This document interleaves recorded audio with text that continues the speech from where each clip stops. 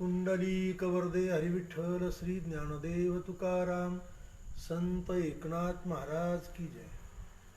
समचरणम सरोजम सांद्रनीलाबुदाबम जगननिहितपानी मंडन मंडनानां तरुण तुलसीमाला कंदरम कंजनेत्रम सदयधवलहासं विठ्ठलं चिंतयामि.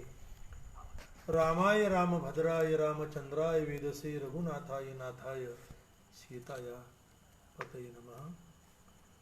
श्री संताचे माथा चरणावरी साष्टांग हे करी दंडवत. पंडिताच्या वचना द्यावे अनुमोदन, परिहित नोहे जाण तेने काही. शास्त्रियाचे वचना द्यावे अनुमोदन, परिहित नोहे जाण तेने काही. वेदांत्याच्या वचना द्यावे अनुमोदन, परिहित नोहे जाण तेने काही. पुराणिकाचे वचना द्यावे अनुमोदन, परिहित नोहे जाण तेने काही. संतांच्या वचना द्यावे अनुमोदन, एका जनार्दनी तेने हित होय. प्रतिष्ठा निवासी शांतीब्रह्म संत एकनाथ महाराजांच्या अभंग समितीतील महाराजांनी नामधारक संत आणि अन्य जे काही आहेत त्याच्याशी केलेला हा प्रतिवाद आहे. खरं तर महाराष्ट्राची लोकसंस्कृती आणि लोकपरंपरा ही वारकरी परंपरेमध्ये सामावलेली आहे, संस्कृती सामावलेली आहे. आणि या परंपरेचे थोर उपासक पाईक संत एकनाथ महाराजांचे कुलोत्पन्न आणि समग्र बृहत महाराष्ट्रामध्ये आपल्या आचार विचारानं प्रवचन कीर्तनानं अतिशय उत्तम रीतीनं त्यांनी हा भक्तिमार्ग प्रचारात आणि प्रसारात आणलेला आहे. असे एक प्रकारचे नाथवंशज हरिभक्तीपरायण परमादरणीय परमश्रद्धेय योगीराजजी महाराज गोसावी यांच्या संकल्पनेतून आणि प्रेरणास्रोतातून संत एकनाथ महाराजांच्या विभूतिमत्वाचं अर्थात चरित्र आणि तत्वज्ञानाचं दर्शन वारकरी संप्रदायाला घडावं, भाविकांना घडावं, या पवित्र आणि उदात्त हेतूनं अशा प्रकारचा हा उपक्रम त्यांनी सुरू केलेला आहे. वास्तव पाहता समग्र विश्व, भारतवर्ष आणि विशेष करून महाराष्ट्र या महामारीमध्ये, कोरोनासारख्या एका महामारीमध्ये अतिग्रस्त होऊन भयभीत झालेला आहे. अशा आपत्तीच्या काळामध्ये लोकांना काही वैचारिक मिळावं आणि त्यांच्या ठिकाणी काही महत्त्वाच्या तत्वाचा अभ्युदय व्हावा, विकास आणि विस्तार व्हावा, या पवित्र उद्देशानं हे सत्र, ज्ञानसत्र त्यांनी सुरू केलेलं आहे. आज माझ्याकडं नाथ महाराजांच्याच एका समितीतील निरूपणाचा, विवेचनाचा एक महत्त्वाचा भाग आलेला आहे. शक्यतो कीर्तन प्रवचनाला हा अभंग कोणी निवडलाय असं माझ्या एकूण ऐकवात नाही, पाहण्यात पण नाही. माझ्या परमार्थाच्या एकूण 55 वर्षाच्या वाटचालीमध्ये आज एका नवीनच अभंगावर मी बोलण्याचा हा प्रयत्न करतोय. खरं तर प्रतिष्ठान, पैठण क्षेत्र आणि संत एकनाथ महाराज आणि वारकरी संप्रदाय एक मोठा अनुबंध आपण समजून घेतला पाहिजे. संत बहिणाबाई महाराजांनी उल्लेख केल्याप्रमाणे संत कृपा झाली, त्यामध्ये महत्त्वाची भूमिका संत एकनाथ महाराजांनी अशा प्रकारची बजावलेली आहे. त्यांनी म्हटलं की त्यांनी हा संप्रदायाचा विस्तार केला, विकास केला, अभ्युदय केला. आचार विचार तत्वज्ञानाचा पाया माऊलीनं घातला, नामदेवांनी विस्तार केला, पण आधार मात्र या संप्रदायाला जो मिळाला तो नाथांनी केलेला आहे, नाथांनी दिलेला आहे. नाथांचा अधिकार फार मोठा. मोरोपंताची प्रसिद्ध आर्य आहे. संत साहित्यामध्ये, संत वाङ्मयामध्ये आर्या, ओवी, अभंग हे संत साहित्याचे रचनाबंध आहेत. मोरोपंत हे संत कवी, पंडित कवी होते. त्यांनी म्हटल्याप्रमाणे नाथांचा अधिकार त्यांनी अत्यंत सूत्रवत स्वरूपाने मांडला की स्वयं कर्तुम कर्तुम अन्यथा कर्तुम परमात्मा, ज्यांच्या घरी कावडीनं पाणी भरत होता. स्वतः देव 36 वर्ष त्यांच्या घरी काम केलं. आरंभाला विठ्ठल नाव धारण केलं, नंतर श्रीखंड्या रूपानं राहिले. पुढची 12 वर्ष केशव रूपानं त्यांनी नाथांच्या घरी वास्तव्य केलं. नाथ देवार्चन करताना श्रीखंड्या भगवान कृष्णचंद्र स्वकरे चंदन घाशी गंगेचे पाणी कावडी भरितो. नाथ देवार्चन करताना स्वतः देव चंदन घासत होते, नाथांची वस्त्र धुत होते, गंगेवरून पाणी कावडीनं पाणी भरत होते. निळोबरांनी वर्णन केल्याप्रमाणे कावडीने पाणी ज्या घरी चक्र पाणी वाहे. आज वारकरी संप्रदाय जो दैदिप्यमान अशा स्वरूपात आपल्याला दिसतोय. आता पुढे पंढरीची वारी आली आहे. आषाढी कई एकादशी, आषाढी असा वारकऱ्यांना वेध लागलेला आहेच, प्रतिवर्षी लागलेलाच असतो. पण आज मंदिरामध्ये जी विठ्ठल मूर्ती आहे ते नाथांच्या पूर्वजांचं या ठिकाणी असलेलं योगदान आपल्याला विचारात घेतलं पाहिजे. कर्नाटक प्रांतामध्ये अनागुंदी आहे. त्या अनागुंदीचे राजे कृष्णराय एकदा पंढरपूरला आले होते आणि पांडुरंग मूर्तीचं ते ऐश्वर पाहून त्यांनी बलात्काराने ती मूर्ती उचलून आपल्या राज्यात नेली. राजवाड्यात भव्य मंदिर बांधून मूर्तीची त्या ठिकाणी स्थापनाही केली. पण इकडे आषाढी वारी करता संत पंढरपुरात आले, पण मंदिरात देव नाही. उपयोग काय? अपार मिळाले वारकरी, पण मंदिरात देव नाही. ज्याप्रमाणे माऊली म्हणतात, दीप दीपिका शशी तारा होतुका कोटी वरी रे, परी नसरे निशी नुगवे दिवसू दिनकर नाथे जिया परी रे. आकाशामध्ये किती जरी तारे नक्षत्र निर्माण झाले, पण जोपर्यंत सूर्य उगवत नाही, रात्र मावळत नाही, तोपर्यंत काही एक उपयोग नाही. त्या पद्धतीनं अपार मिळाले वारकरी, पण देव नाही. सर्व संत कासावी झाले. पांडुरंगाच्या दर्शनाकरता अंतःकरणात उद्वेग, तीव्र दुःख निर्माण झालं.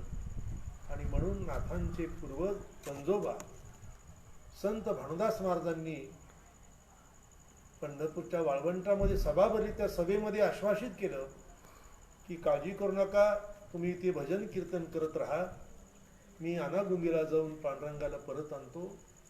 आणि आपल्या भक्ती सामर्थ्याने श्री विठ्ठल मूर्ती, पांडुरंगाची मूर्ती त्यांनी पंढरपुरामध्ये परत आणली. हा वारकरी संप्रदायाचा इतिहास आहे. जगद्गुरु तुकोबरायांचे शिष्य आणि अनुवर्ती संत मैपती महाराजांनी हे मोठं उत्तम प्रकारचं वर्णन त्यांनी भक्तचरित्रामध्ये केलेलंच आहे. म्हणजे सद्यकालीन जी विठ्ठल मूर्ती आहे ती भानुदासांनी अनागुंदीहून आपल्या भक्ती सामर्थ्यानं परत आणली. पुन्हा त्या मूर्तीची स्थापना झाली. असं सांगतात, पूर्वसुरी आषाढीला जे गेले ते कार्तिकीला परत आले. तोपर्यंत सर्व वारकरी पंढरपुरामध्ये भजन कीर्तन करत बसले. आजही ती परंपरा तशाच पद्धतीनं चातुर्मास्य परंपरा पंढरपुरामध्ये आपण संपन्न करत असतो. वारकरी संप्रदायाला आज अधिष्ठात्र दैवत आपलं विठ्ठल भानुदास महाराजांनी, नाथ महाराजांच्या पूर्वजांनी परत आणलं, म्हणून आज वारकरी संप्रदाय आपल्याला दृश्यमान आहे. दुसरी महत्त्वाची घटना, श्री माऊलींच्या संजीवन समाधीनंतर अनेक वर्ष समाधी अज्ञात अवस्थेत असावी असा एक इतिहास ऐकायला, पाहायला, वाचायला मिळतो. परंतु श्री ज्ञानदेव येऊनी स्वप्नात सांगितली मात मजलागी, अजानुक्षाची मुळी कंठाशी लागली, येऊनी आळंदी स्थळी काळी वेगी. आणि म्हणून ऐसे स्वप्न होता अलो अलंकापुरी. म्हणून नाथरायांनी वर्णन केल्याप्रमाणे ते दिव्य तेजपुंज मदनाचा पुतळा परब्रह्म केवळा बोलत असे. त्यांनी संदेश दिला, आळंदीला आले. सर्व विस्ताराने गोष्ट ही सांगणं अशक्य आहे, परंतु संक्षिप्तरित्या सूत्रव सांगायचा भाग, तव नंदी माझारी देखील द्वार, नेमकी समाधी कुठे आहे. त्या समाधी विवरात ते आत गेले. त्या निमित्तानं माऊलींची त्यांनी एक प्रकारचा सुखसंवादही केला. निमित्त मात्राने ती समोर ठेवलेली ज्ञानेश्वरी बाहेर आणली. पुढे ती ज्ञानेश्वरी त्यांनी प्रतिष्ठान क्षेत्रामध्ये म्हणजे गोदावरीच्या तीरावर एक प्रकारची परिशुद्ध करून टाकली. तिच्यामध्ये काही अबद्ध अशुद्धता निर्माण झाली होती. त्या निमित्तानं ज्ञानेश्वरीची शुद्धी. शके 1500 साहोत्तरी तारणनाम संवत्सरी एका जनार्दनी अत्याधरी गीता ज्ञानेश्वरी प्रतिशुद्ध केली असे वर्णन आपण नेहमी ऐकतो. ज्ञानेश्वरीची शुद्धी, संजीवन समाधीचा प्रतिशोध, पांडुरंगाची मूर्ती पंढरपुरात परतताना अशा एक अपूर्व अद्भुत घटना आपल्याला आज ज्या अनुभवाला येत आहेत त्याला एकच कारण, संत एकनाथ महाराजांच्या पूर्वजांनी आणि स्वतः एकनाथ महाराजांनी अशा प्रकारे आपल्या भक्ती सामर्थ्यानं किंवा आपल्या एकूण साधुत्वानं या गोष्टी घडून आणलेल्या आहेत. अशाच संत कुळामध्ये आमचे योगीराज महाराज जन्माला आले. मित्रांनो, एक गोष्ट मला इथे मांडली पाहिजे. जसे जगद्गुरु तुकोबारांचे मूळ पूर्वज संत विश्वंभर बाबा, वंश परंपरा दासमी अंकित, त्याप्रमाणे नाथ महाराजांची वांशिक परंपरा, मग तो विद्यावंश असेल, मांसवंश असेल, परंपरेनं आज योगीराज महाराज मोठ्या उत्स्फूर्तपणानं आत्मीयतेनं चालवत आहेत. याच्यात आम्हाला मोठं समाधान वाटतं. भारतीय धर्मशास्त्रामध्ये महर्षी यास्कांनी निरुक्तामध्ये वंश परंपरेचं मूल्य मोठं सांगितलेलं आहे. या मानवी देहाचं जर तुम्ही पृथक्करण पाहिलं तर प्रत्येक मानवी शरीरामध्ये 3 कोश आईचे आणि 3 कोश बापाचे असतात. आईचं रज आणि पित्याचं वीर्य मिळून आपलं शरीर बनलेलं आहे. आणि म्हणून अनुवंशिक शास्त्राप्रमाणे आपण जे आपत्ती निर्माण करतो या अपत्यामध्ये आपल्या स्वतःचं वीर्य 28 असतं आणि इतर मागच्या पितरांचं 56 असतं. म्हणजे आपल्या बापाचं 21, आजोबाचं 15, पंजोबाचं 10, खापर पंजोबाचं 6, 6व्या पिढीचं 3 आणि 7व्या पिढीचा 1 अंश असतो. 1, 3, 6, 10, 15, 21 आणि 28 या परिमाणात वीर्यतंतू रजतंतू प्रत्येकाच्या शरीरात आहे. म्हणून मागच्या पिढीचे अनुवंशिक धर्म, अनुवंशिक शक्ती ताकद पुढच्या पिढीमध्ये संक्रमित होत असते.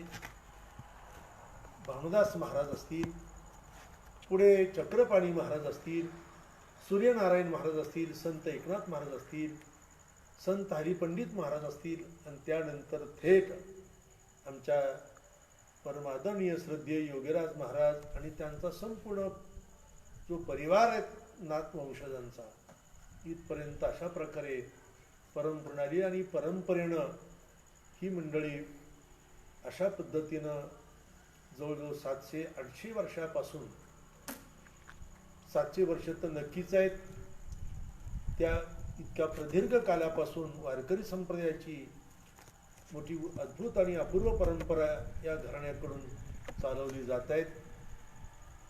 याचं मोठं मला समाधान वाटतं. आम्हाला मी त्यांच्या प्रती, त्या परंपरेच्या प्रती माझ्या या ठिकाणी सद्भावनाही व्यक्त करतो, त्यांना अभिवंदन करतो. आणि मला त्यांनी ज्या अभंगावर बोलायला आदेश केला आहे, सूचना केली, त्या अभंगाच्या संबंधी काही विचार इथे मांडणं मला क्रमप्राप्त आहे. आपल्या परंपरेमध्ये भजन कीर्तन ही मोठी परंपरा आहे.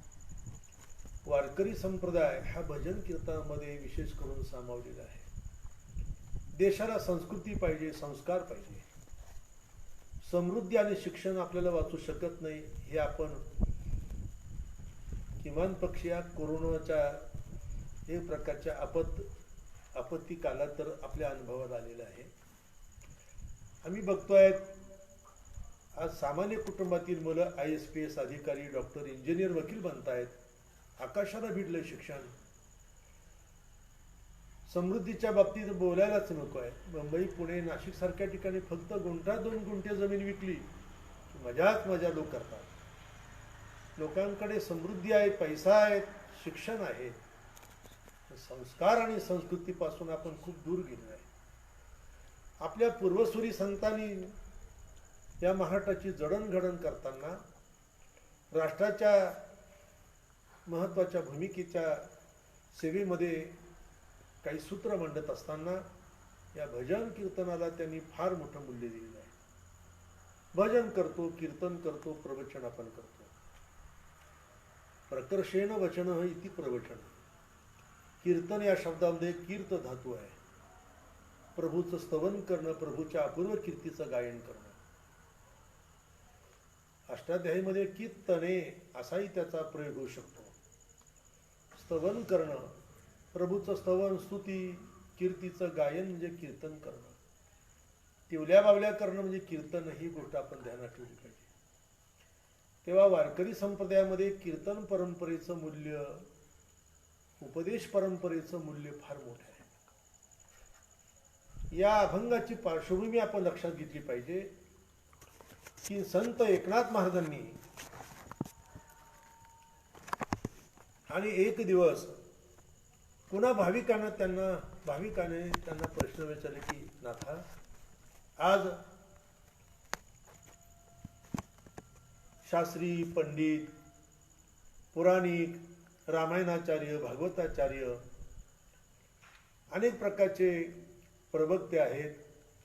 मी नेमकं कुणाचं कीर्तन ऐकू म्हणजे माझं चांगलं होईल, माझं हित होईल, माझं कल्याण होईल.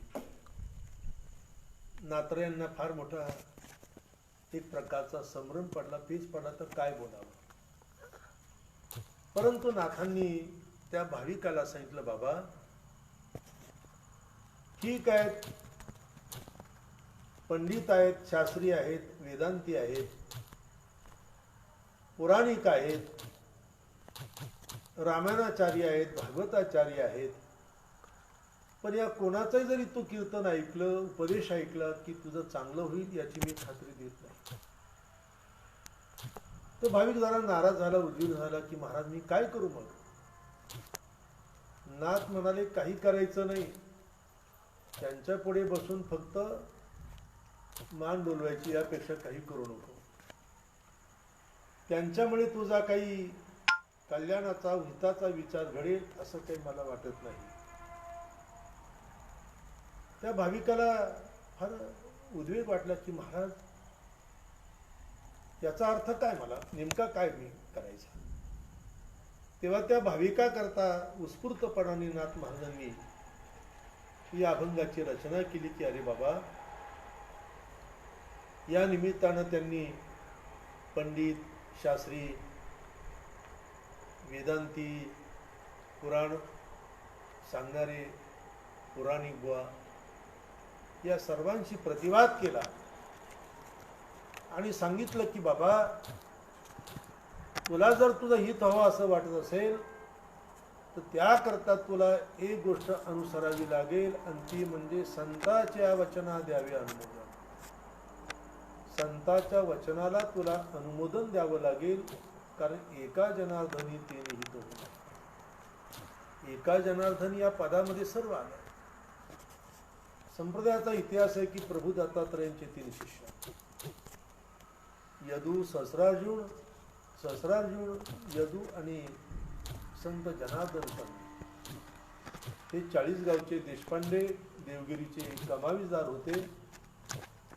शूर आणि वीर असं त्यांचं व्यक्तित्व होतं. पण प्रभू दत्तात्रयांचे परमभक्त संत एकनाथ महाराज त्यांचे शिष्य. परंपरेनं आम्हाला सांगितलंय की जनार्दन स्वामी महाराजांचे 3 शिष्य रामा, जनी आणि एका,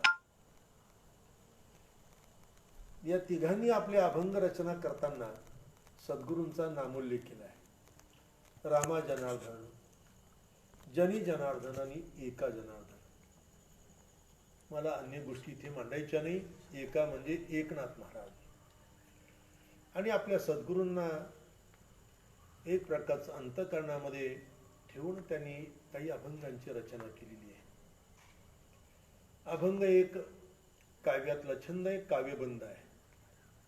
अभंग म्हटला की त्याला अवयव असतात, धातू असतात. त्याचे उदग्राह, मेलापरू, अभोग, अंतरा, ध्रुवपद, तेन पद, पाठ, विरुद्ध, ताल, छंद हे अभंगांचे धातू असतात. त्याचे तालावर्तन, वाक्यावर्तन समान करण्यास अर्थाव्यक्ती, आंदोलन तत्व यावर सर्व प्रकारच्या चाली अवलंबून असतात. मला इथे सांगायचं की मुळामध्ये संत नामदेवराय माऊली, त्यानंतर नाथांनी अभंग वाङ्मय, तसं नाथांचं अन्य ओवीबद्ध वाङ्मय भरपूरच आहेत.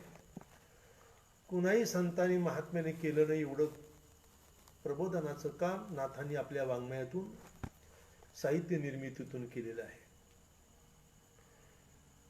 थोडक्यात विचार असा या ठिकाणी की कीर्तन, प्रवचन, उपदेश ज्याला आपण म्हणतो, त्या उपदेशाचे अधिकारी कोण नेमके?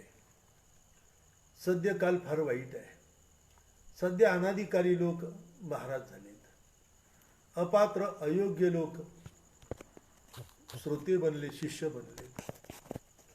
असं सांगतात की पूर्वी सद्गुरू बंकट स्वामी महाराज म्हणायचे की गुरु त्या परीचे आणि शिष्य शिटाव बिंद्रीचे. त्याच्यामुळे या परंपरेचं एका अर्थानं नैतिक वैचारिक मोठं नुकसान आम्हाला वाटतं.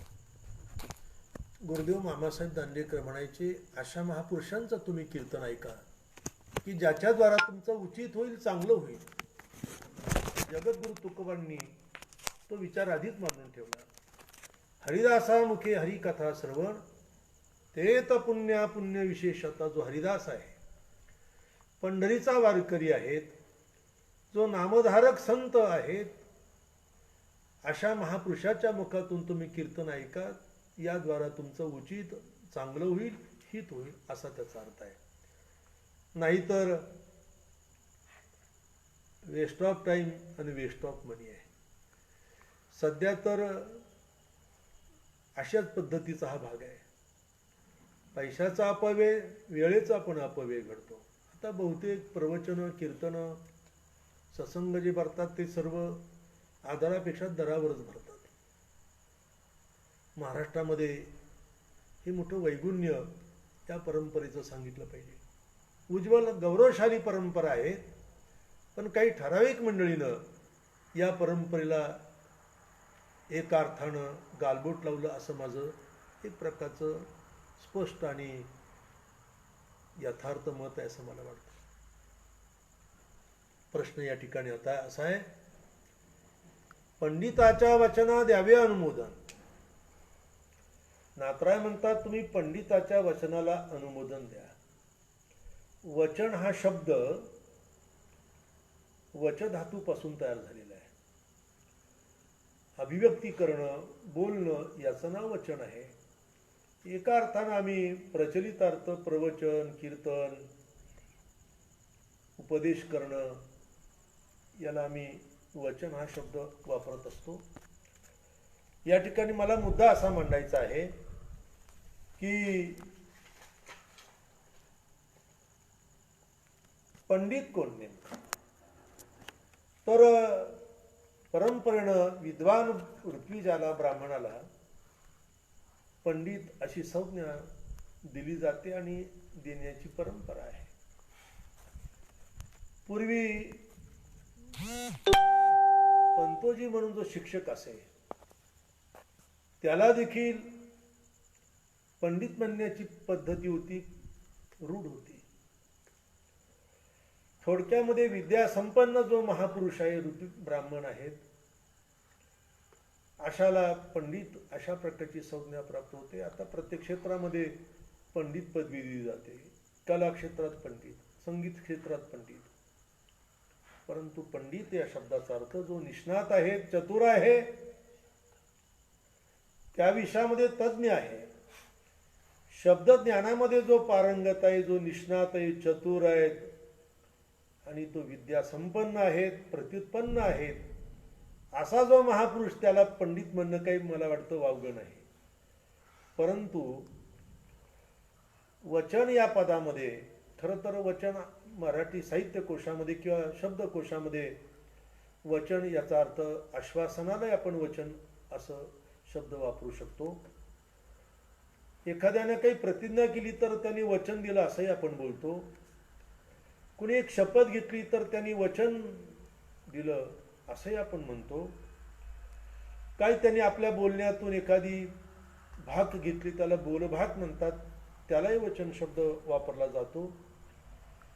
एखाद्या व्यक्तीनं जर वायदा दिला तर त्याला आपण म्हणतो यांनी मला वचन दिलं, वायद्याला वचन म्हणतात. आणि विशेष करून या ठिकाणी इतर अर्थ आपल्या उपयोगाचे नाहीत, पण इथे उक्ती म्हणजे बोल या अर्थानं वचन शब्द आपण इथे अध्यारोत घेऊया. वचना द्यावे अनुमोदन, अनुमोदन देणं म्हणजे अनुमती देणं, उत्स्फूर्तपणानं आपण त्याचा स्वीकार करणं त्या वचनाचा, असा त्याचा अर्थ आहे. त्याला अनुमोदन शब्द आपल्याला आपण बघतो सभा संमेलनामध्ये सूचक अनुमोदक असतात, पण इथे अनुमोदन देणं म्हणजे अनुमती देणं. जो बोलेल त्याच्या ठिकाणी आपण अनुमत राहणं, याचं नाव अनुमोदन आहे. पंडित म्हणजे अशा प्रकार असणार आहे. पण नाथरायने असं म्हटलंय की बाबा त्या पंडिताचं वचन ऐकून, पंडिताचा उपदेश ऐकून, त्याचं वक्तव्य ऐकून तुझं हित होईल असं काही मला वाटत नाही का. पंडिताच्या वचना द्यावे अनुमोदन, पर हित हे जाण तेने काही प्रकारचं तुझं हित होणार नाही. आता या हित या शब्दाची व्याप्ती मोठी आहे. आता हित या शब्दामध्ये अनेक प्रकारचे आपल्याला सिद्धांत आणि अनेक प्रकारच्या प्रक्रिया मांडण्यासारखा भागे आपण वेळ मिळाला थोडा त्याचा विचार करूया. पण हित हा शब्द कल्याणार्थाने आहे. आपलं भलं व्हावं, आपलं चांगलं व्हावं, आपलं जीवन कृतार्थ व्हावं, पूर्णकाम व्हावं, म्हणजे आपलं हित व्हावं, असा त्याचा एक अर्थ सामान्यतः आपल्याला विचारात घेण्यासारखा आहे. पण हितनो हे जाणते नाही काही. उपदेश करणारा हा नुसता बोलणारा नको. पंडित जर नुसता बोलत असेल, नुसतं वक्तव्य करत असेल, त्याच्या बोलण्यामध्ये काही चातुर्य असेल, प्रत्युत्पन्नात असेल, तर लोक भारावून जातात. पण त्याच्याद्वारा काही आपलं हित कल्याण होणार आहे का, हा मूळ प्रश्न आहे. म्हणून महाराज म्हणता बाबा पंडित हे ज्ञानी करतील कथा, परी न मिळती अर्था निज सुखा. पंडित लोक आपल्या विद्या व्यासंगाने उत्तम प्रकारची कथा करतील, कीर्तन करतील, उपदेश करतील, वचन अभिव्यक्त करतील. त्याच्यामुळे आपल्या निज सुखाला किंवा एक प्रकारच्या हिताला तुम्ही प्राप्त होणार आहात का. कारण पडविले तैसे पडो जाणे पुसा, परी नोये दशा सा चांगी. महाराजांचं वचन आहे तुम्ही जगद्गुरु तुकोबारायांचं. पोपटाला जसं शिकवलं तसं तो बोलत असतो, पण तो जो बोलतोय, तो जो सांगतोय, जे वचन तो व्यक्त करतोय, तसा अनुभव किंवा तशा प्रकारची अनुभूती प्रत्येक त्याच्या ठिकाणी आहे का, हा मूळ प्रश्न आहे. कारण शिकल्या बोलाचे सांगतील वाद. जे शिकवलं पंडित व्हायला त्या पद्धतीनं तो बोलत असतो. शिकल्या बोलाचे सांगतील वाद, पण अनुभवे भेद नाही कोणा. पण अनुभवाचा भेद त्याला मात्र नसतो. कैसे निरूपिती शब्द ब्रह्म, ऐकोनी सात्विकाय तसे प्रेम, परी निजहृदयीचा भ्रम, निरसे ते वर्मनिनीची. नाथ महाराजांनी सद्गुरूचं लक्षण करताना ह्या गोष्टी स्पष्ट केल्या आहेत. तस्मात् गुरुं प्रपद्येत जिज्ञासुश्रे उत्तमं, शाब्दे परच निष्णातम ब्रह्मण्युपशमाश्रम. त्यामध्ये शब्द निष्णात, परनिष्णात, दयाघन जो महात्मा आहे तो खऱ्या अर्थानं सद्गुरू आहे, नाही का. जशी श्रुती सांगते तद्विज्ञानार्थम स गुरुमेवाभिगच्छे समीत्पानी क्षोत्रियम ब्रह्मनिष्ठम. क्षोत्रिय ब्रह्मनिष्ठ करुणागण असा हा महात्मा पाहिजे. पंडित म्हणजे केवळ क्षोत्रिय, केवळ शब्दज्ञानी. एवढ्यापुरता जर आपण विचार केला तर नाथांच्या समोर पंडित हा शब्द तेवढ्याच अर्थाने असावा असं मला वाटतं. विद्याव्यासंगी निष्णात चतुराला पंडित असं बोललं जातं, त्याबद्दल काही दुमत असायचं कारण नाही.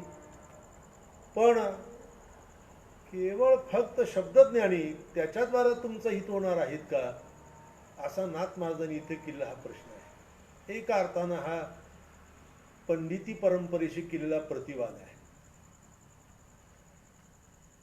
दुसरा भाग असा या ठिकाणी मांडलाय त्यांनी की शास्त्रीयाच्या वचना द्यावे अनुमोदन, पर हितनो हे जाणं ते नाही काही.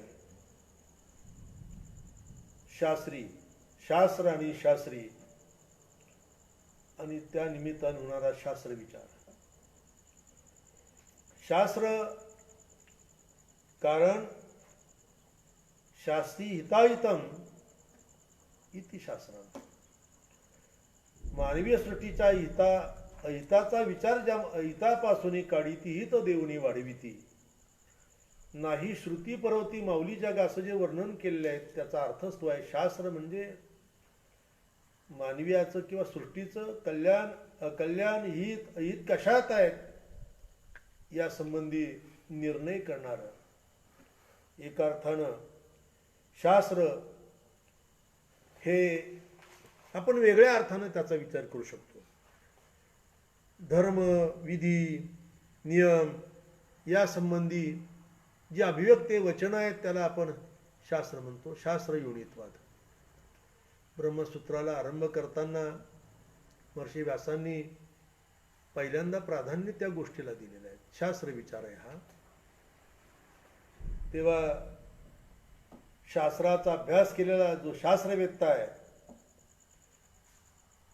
त्याला म्हणायचं शास्त्री. परंतु ज्या शास्त्राचा अभ्यास केलाय त्या शास्त्राबद्दल त्याला ती उपाधी दिली जाते. उद्या न्यायाचा अभ्यास केला न्यायशास्त्री, वेदांताचा अभ्यास केला वेदांत शास्त्री, नाही का. आमच्याकडे वंगीय संस्कृत परिषदेमध्ये मी काव्याचा अभ्यास करत असताना तिथे काव्यतीर्थ, तर्कतीर्थ, मीमांसा तीर्थ, न्यायतीर्थ अशा पदव्या दिल्या जायच्या. त्या क्षेत्रामध्ये प्रावीण्य मिळवलं की ती पदवी मिळते. शास्त्री या पदाचा अर्थ जो एक प्रकारचा त्या शास्त्रामध्ये, मग त्यामध्ये विविध प्रकारची आपली शास्त्र आहेत. धर्मशास्त्र आहेत, इतरही शास्त्र आहेत. खरं तर ज्यांना आपण भूदेव म्हणतो असे जे ब्राह्मण आहेत त्यांचा देखील बहुमान करताना त्यांना शास्त्रीय पदानं संबोधलं जातं, कोणी का असेना. तेव्हा ही बहुमानाची शास्त्री पदवी आहेत, अभ्यासाची पण पदवी आहे. शास्त्राबद्दल शास्त्री मंडळीबद्दल नाथांच्या मनामध्ये दुस्वास असायचं कारण नाही. त्यांचे सुपुत्र वामन पंडित हे काशीलाच पडलेले होते, शास्त्रीच होते ते. तेव्हा महाराजांनी असं विधान केलं की शास्त्रीयाच्या वचना जो शास्त्री आहे. आता शास्त्री या पदाची मोठी व्याप्ती आहे. अनेक शास्त्र आहेत. न्याय, वैशेषिक, सांख्य, योग, पूर्वमीमांसा, उत्तरमीमांसा ही षड्दर्शन आहेत. महर्षी कपिलांनी सांख्यशास्त्र निर्माण केलं. महर्षी गौतमांनी न्यायशास्त्र निर्माण केलं. महर्षी कणादांनी वैशेषिक शास्त्र निर्माण केलं. महर्षी पतंजलींनी योगशास्त्र विदित केलं. महर्षी जैमिनींनी पूर्वमीमांसा शास्त्र सांगितलं आणि महर्षी व्यासांनी उत्तरमीमांसा शास्त्र अशा प्रकारचं सांगितलेलं आहे. या ऋषींनी अनुष्ठानपूर्वक उत्तम प्रकारचं चिंतन, उत्तम प्रकारचं हे करून आणि लोककल्याणाकरता ही शास्त्र निर्मिती केलेली आहे. ही सर्व शास्त्र एका अर्थाने बघितली तर आपल्याला सिद्धांतानं अशी कमी अधिक वाटते. महत्त्वाची भूमिका मला या ठिकाणी मांडायची की असा जो कोणी शास्त्रवेत्ता असेल, या शास्त्रवेत्त्याच्या बाबतीत नाथराय म्हणतात, शास्त्राने अधीत्य अपि भवन्ति मूर्खा. शास्त्र पढून सुद्धा काही लोक मूर्खासारखं आचरण करतात. वास्तव पाहता आपला परमार्थ हा फार विस्तारलेला आहे. वेदेषु धर्मवचनेषु तथागमेषु रामायणेपि पुराणकदंबकेवा सर्वत्र सर्वविधिना गतिस्तम एक. माधवाचार्य म्हणता, हे प्रभू अशा प्रकारचा तू आहे, तेव्हा अनेक शास्त्रामध्ये या गोष्टी आलेल्याच आहे. वारकरी संप्रदाय हा शास्त्रांवरती आहे. तस्मा शास्त्रम प्रमाणंते, प्रमाणभूत शास्त्र सांगेल तेच आपण अनुसरलं पाहिजे, केलं पाहिजे. शास्त्र आणि शास्त्राचं अध्ययन केलेला, अनुसंधान केलेला, अनुसरण केलेला याच्याबद्दल नाथांना दुस्वास नाही. पण नुसती शास्त्र शिकलाय परंतु तसा तो जर वागत नसेल, नुसता आडनावाचा शास्त्री असेल, तर नाथरायांनी सांगितलं, बाबा तो जर काही सांगत असेल, उपदेश करत असेल, त्याच्या वचनाला तू अनुमोदन दे, पण त्याने तुझं हित होईल असं काही मी सांगत नाही. शास्त्रीयाच्या वचना द्यावे अनुमोदन, पर हित नोही जाण तेने काही. एक त्यातला एक महत्वाचा भाग आहे. पुढे त्यांनी वेदांत अभ्यासकाबद्दल काही मतं मांडलेली आहेत. वेदांत्याच्या वचना द्यावी अनुमोदन, पण हितनो हे जाण तेने काही. वेदांत्याच्या वचना, वेदांत म्हणजे काय? तर वेदांत म्हणजे ही अध्यात्म विद्या आहे आणि उत्तर मीमांसा शास्त्र आहे. ते वेदाचे 3 भाग आहेत नाही का, ब्राह्मण, अरण्य आणि उपनिषद. त्यामध्ये ब्राह्मण ग्रंथामध्ये कर्मकांड आहेत, अरण्य ग्रंथात उपासना कांड आहेत आणि उपनिषदामध्ये ज्ञानकांड सांगितलंय. उत्तर मीमांसा म्हटलंय त्याला. सर्व जी उपनिषद, अष्टोत्तर शतोपनिषद आहेत, त्यातली प्रामुख्यानं दशोपनिषद आहेत, काही महत्वाचे आणखी उपउपनिषद आहेत. तेव्हा उपनिषदांचा उत्तम प्रकारचा किंवा वेदांत शास्त्राचा ज्यांनी अभ्यास केला आहे त्यांना वेदांती म्हणण्याची पद्धत आहे. खरं तर आपल्या भारतीय तत्वज्ञानामध्ये वेदांत शास्त्राची त्यामध्ये भगवत पूज्यपाद आद्य शंकराचार्य हे अद्वैत मतांवरती, अद्वैत मताचं त्यांनी पुरस्करण केलं नाही का. महर्षी गौडपादाचार्यापासून, गोविंद यतीपासून तर जगद्गुरु शंकराचार्याने पुढे शांकर मतांवरती जो संन्यास मार्ग आहे त्यामध्ये अद्वैत मत आलेलं आहे, म्हणजे अद्वैत वेदांत. आचार्य म्हणतात, श्लोकार्धेन प्रवक्ष्यामि यदुक्तम ग्रंथ कोटिभीर ब्रह्म सत्य जगन मिथ्या जीवो ब्रह्मैव नापरा. तेव्हा अशा पद्धतीनं उत्तर मीमांसा म्हणजे एक प्रकारची असणारी ही अद्वैत वेदांताची शाखा आहे. जगद्गुरु शंकराचार्यानंतर अनेक आचार्य या भारतवर्षामध्ये आविर्भूत झालेत. त्यामध्ये प्रामुख्यानं भारतीय तत्वज्ञानाच्या 5 शाखा, 5 प्रभा आपल्या पुढे आहेत. द्वैती, अद्वैती, विशिष्टाद्वैती, द्वैताद्वैती, शुद्धाद्वैती आणि केवल द्वैती. माधव परंपरा, भगवत पूज्यपाद मध्वाचार्य हे केवल द्वैती. भगवत पूज्यपाद निंबार्काचार्य हे द्वैताद्वैती. भगवत पूज्यपाद रामानुजाचार्य त्याच परंपरेपुढे रामानंद भगवान प्रगट झाले. त्यांनी विशिष्टाद्वैत मत मांडलं. आणि महत्वाची बाब मला इथे सांगायची की वारकरी संप्रदाय ज्या परंपरेशी अनुबंधित आहे असे भगवत पूज्यपाद विष्णू स्वामी की ज्या परंपरेमध्ये वल्लभाचार्य पुढे निर्माण झाले, आविर्भूत झाले, हे शुद्धाद्वैती म्हणजे अद्वैती, द्वैती, विशिष्टाद्वैती, द्वैताद्वैती आणि शुद्धाद्वैती अशा प्रकारचा वेदांत आपल्या एकूण भारतीय तत्वज्ञानामध्ये विखुरलेला आहे. मग तो मध्व परंपरेतला असेल, रामानंद परंपरेतला, रामानुज परंपरेतला असेल, वल्लभ परंपरेतला असेल, शांकर परंपरेत असेल जो तो ज्या त्या पद्धतीनं त्या शिष्य परंपरेत गुरुकुलामध्ये त्या वेदांताचं विद्यार्थ्यांना अध्यापन करत असतो. मला इथे महत्त्वाचा मुद्दा असा मांडायचा आहे की मुळामध्ये वेद आणि वेदांत माझ्या अभ्यासाप्रमाणे वेद विदज्ञानी धातू आहे. प्रकृष्ट ज्ञान म्हणजे वेद. ऋग यजु साम अथर्व 4 वेद आहेत. जटा शिखा माला रेखा ध्वज दंड रथ घन या मंत्र म्हणण्याच्या विकृत आहेत. अनेक प्रकारचा वेद पद्धतीनं वेद घोकण्याच्या परंपरा आहेत. 11 प्रकार प्रकृती विकृतीमध्ये सांगतात. त्यामध्ये उदात्त अनुदात्त स्वरित असे वैदिक संस्कृतमध्ये अष्टाध्यायीमध्ये किंवा पाणिनी व्याकरणात किंवा वरदाचार्यांच्या लघुसिद्धांतामध्ये देखील उच्च उदात्त नीच अनुदात्त समाहार स्वरित असे वैदिक मंत्र म्हणण्याच्या पद्धती आहेत. कल्प शिक्षा व्याकरण छंद ज्योतिष निरुक्त वेदाचे अंग आहेत. आपल्याला सर्वांना जाणीव या गोष्टीची की कल्पसूत्र आहेत, शिक्षासूत्र आहेत, व्याकरणाची सूत्र आहेत. त्याहीबरोबर अनेक प्रकारच्या भूमिका छंद आहेत, ज्योतिष आहेत. महर्षी आदित्यांनी ज्योतिष निर्माण केलं. महर्षी अस्कांनी निरुक्त सांगितलं. निरुक्त म्हणजे निघंट नाही का, निघंट निरुक्त एकच भाग आला त्यामध्ये.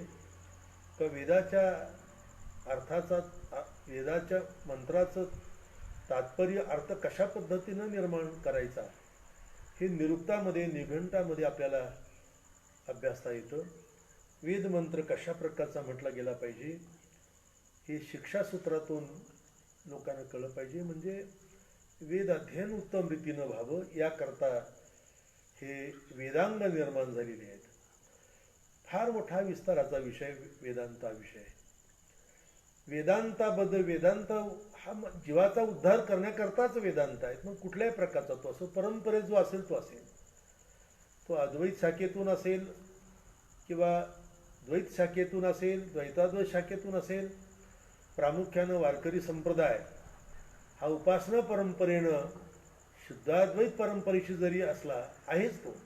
कारण तुळशीमाळ, एकादशी व्रत, पंढरीची वारी, ऊर्ध्वपुंड्र रेखा ही सर्व शुद्धाद्वैत परंपरेचे. पण त्याचा तत्वज्ञानाचा विचाराचा जो भाग आहे तो शांकर तत्वज्ञानाप्रमाणे तो अनुवर्तन करतो. उपासना आणि त्याचा असणारा विचार ज्ञानाचा भाग हा एक प्रकारचा एकत्र आलेला आहे. कारण आमचा देवच तसा आहे. रूप पाहता डोळसू, सुंदर पाहता गोपवेशू, महिमा वर्णिता महेशू जेनी मस्तकी. समग्र मूर्ती कृष्ण रूप आहे. मूर्तीच्या माथ्यावर शिवलिंग आहे. म्हणून मूर्तीची अर्चा करताना आम्ही पायावर तुळशीपत्र ठेवतो पण डोक्यावर बिल्वपत्र वाहतो. नुसती एकादशी करत नाही, त्याला सोमवार जोडीला करतो. अनेक बाबी तो स्वतंत्र विषय आहे एक प्रकारचा. पण मला मुद्दा या ठिकाणी मांडायचा की अशा पद्धतीनं हा वेदांत जो विषय आहे, वेदांताबद्दल जगद्गुरू तुकाराम महाराज असतील, नाथराय असतील, नामदेवराय असतील, माऊली असतील, यांनी वेदांतांचा दुस्वास केला नाही. पण प्रश्न असा आहे, वेदांती रहित क्रिया हास्यास्पदं किं भूतले शास्त्रानी आदित्य अपि भवंती मूर्खा. यस्तु क्रियावान पुरुषा म्हटलंय त्याला. क्रियावान जो असेल, अनुभवानं संपन्न असेल तर त्याच्या ठिकाणी हा भाग असू शकतो.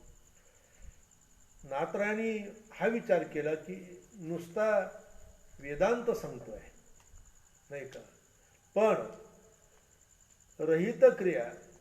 कारण हे आचार्य पद आहे. आचिनोति शास्त्रार्थम आचरस्थापयत्यपि स्वयमप्याचरती असतु आचार्य इति स्मृता. जगद्गुरु तुकोबांनी देखील आचार्य मत हे शिरसावंद्य म्हणलं. तुकाकरी प्रणिपात दंडवत आचार्य. काही आचार्य म्हणतात, ठीक आहे पाठाचा प्रकार आहे, पण आचार्य हेच पद मला योग्य असं वाटतं.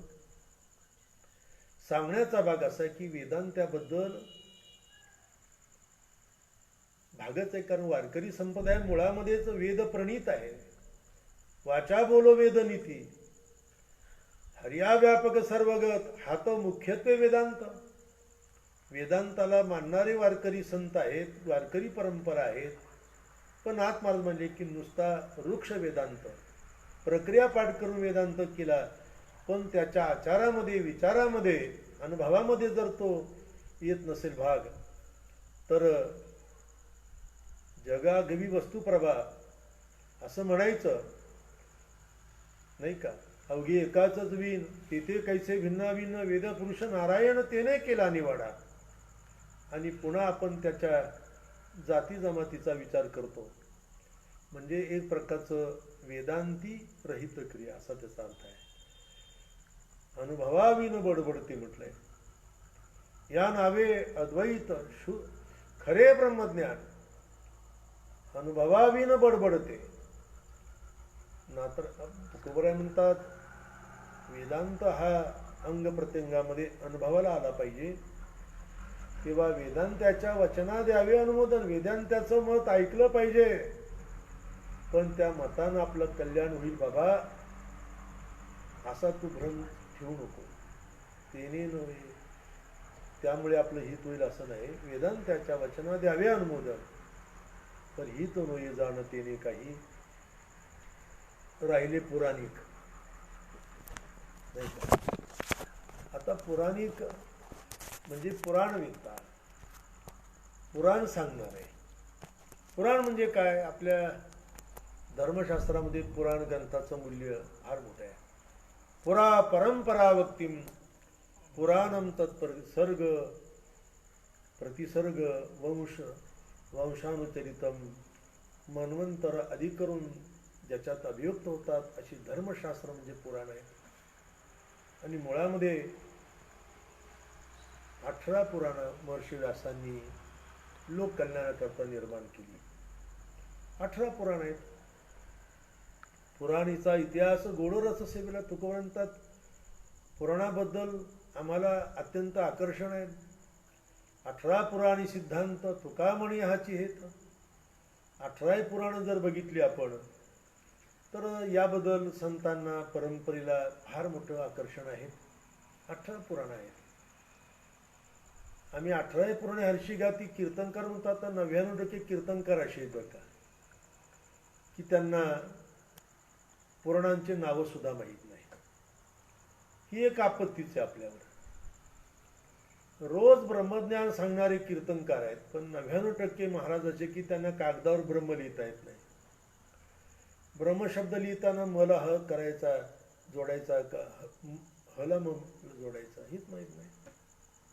ब्रह ब्रूही रुद्ध असं त्याचं सूत्र आहे. ब्रहनाथ ब्रह्म निर्तिशय व्यापक म्हणजे ब्रह्म.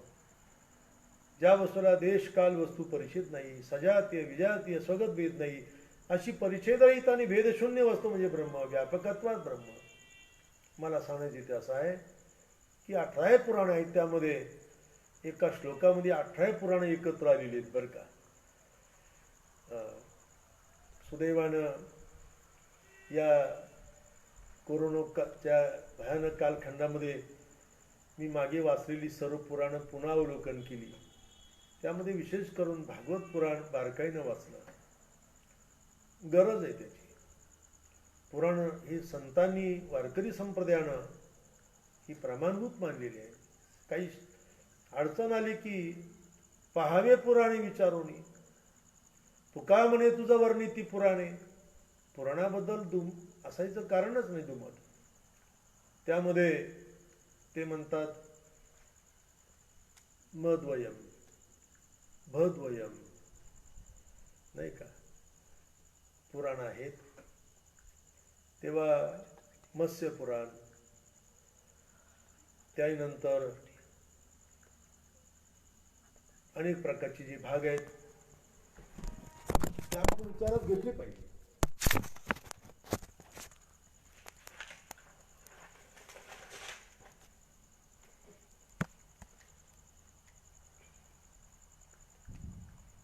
मत्स्य पुराण, मार्कंडेय पुराण, भागवत पुराण, भविष्य पुराण, ब्रह्मपुराण, ब्रह्मांड पुराण, ब्रह्मवैवर्त पुराण, विष्णू पुराण, वायू पुराण, वराह पुराण, वामन पुराण, लिंग पुराण, अग्निपुराण, स्कंद पुराण, गरुड पुराण अशी एकूण 18 पुराणं आहेत.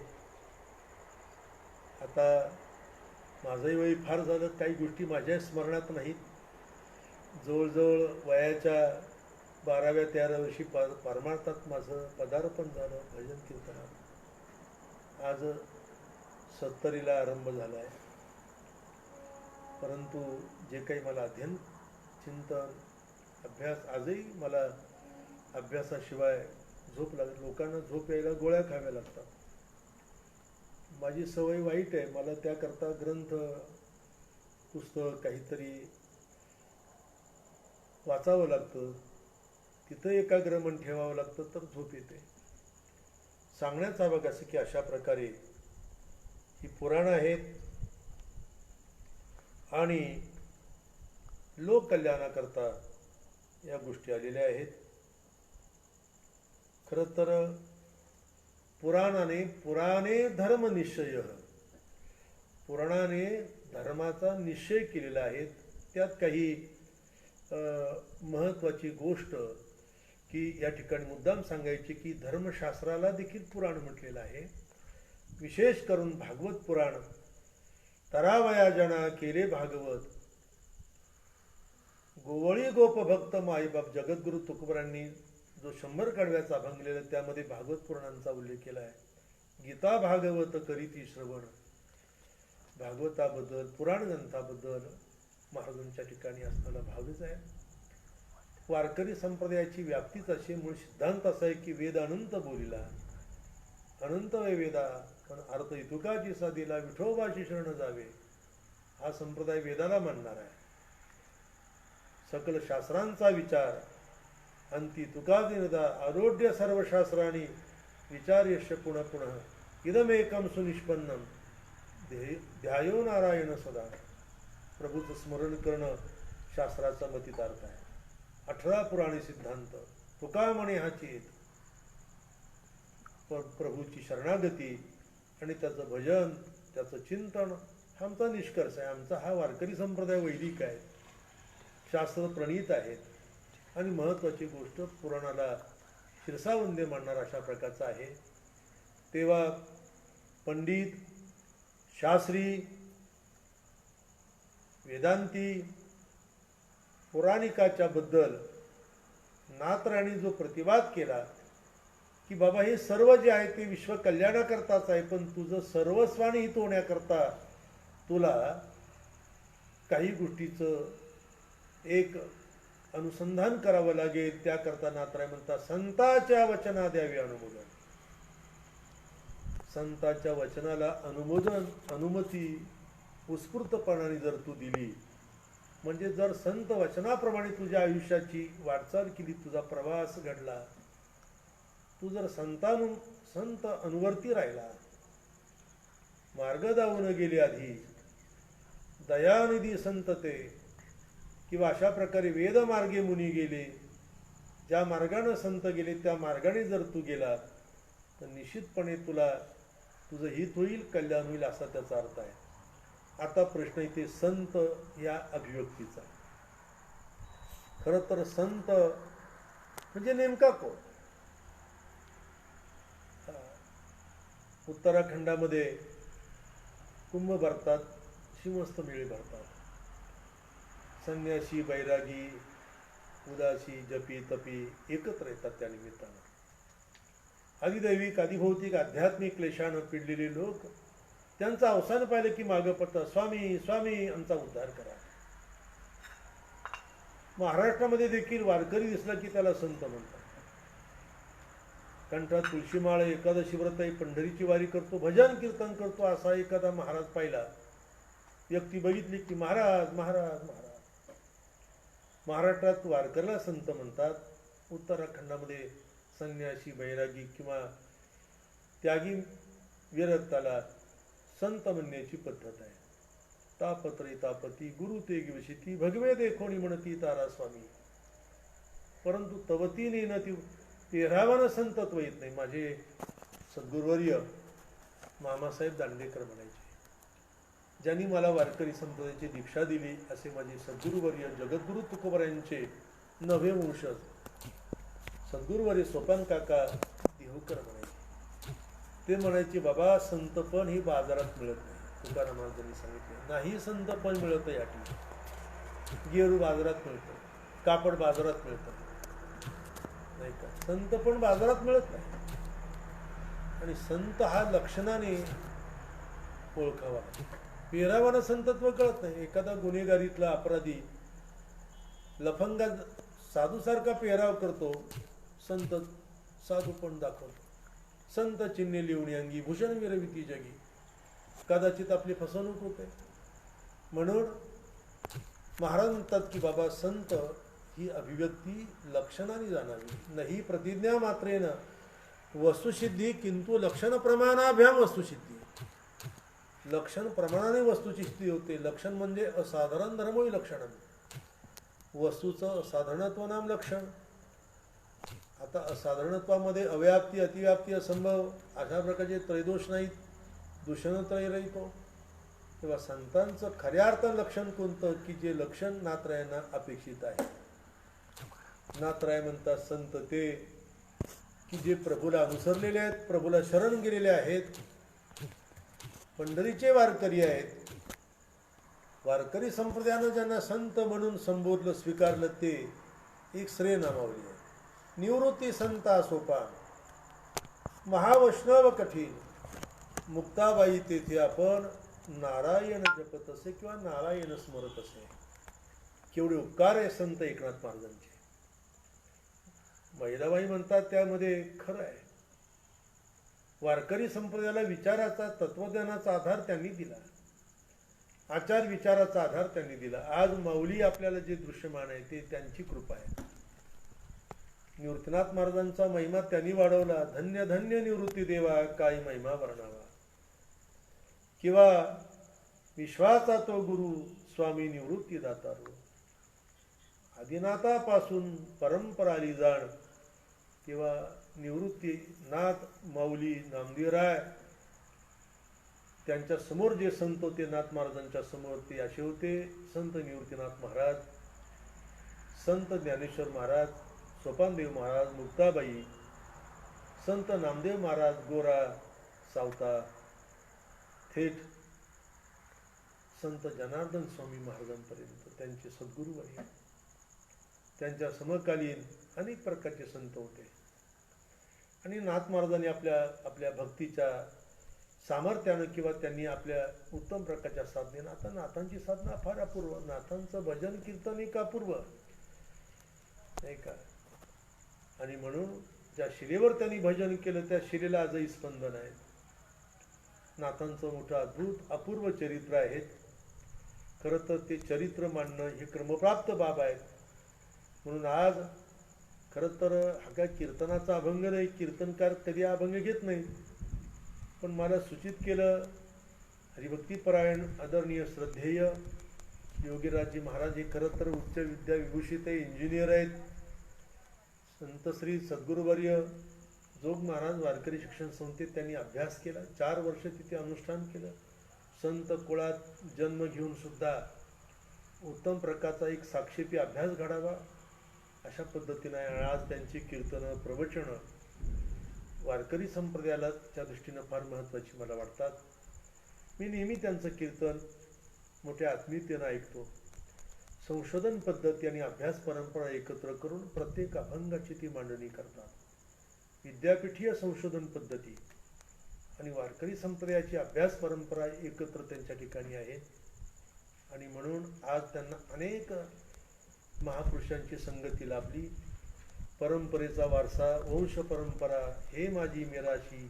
मिराशी म्हणजे परंपरेचा अधिकार. जसा पंजोबा, आजोबा, बाप, मुलगा, नातू, पंतू परंपरेला अधिकार मिळतो, तसा या भक्तीचा, ज्ञान साधनेचा, परंपरेचा अधिकार त्यांना आहे. त्यांनी मला अनुज्ञा केली. ते माझ्यापेक्षा वयानं जरी कमी असले पण संत कुळात असल्यामुळे ते सद्गुरुपदावर आहेत, गुरुस्थानावर आहेत. त्यांच्याप्रती मी या ठिकाणी सद्भावना व्यक्त करतो. आणि नाथ महाराज त्यांची उज्ज्वल गौरवशाली परंपरा चालवणारी त्यांचे जे अनुवंशज आहेत, त्या सर्व विद्या वंश आणि मांसवंश यांना मी अंतःकरणापासून अभिवंदन करतो, त्यांना दंडवत करतो. त्यांनी अशीच आमच्यावर कृपा करावी, अशाच पद्धतीनं आम्हाला त्यांनी एक प्रकारचं आनंद वर्षाव द्यावा अशी प्रार्थना करतो. आणि माझ्या वक्तव्याला ठिकाणी आज मी विराम देतो. ओम पूर्णमदः पूर्णमिदं पूर्णात् पूर्णमुदच्यते पूर्णस्य पूर्णमादाय पूर्णमेवावशिष्यते.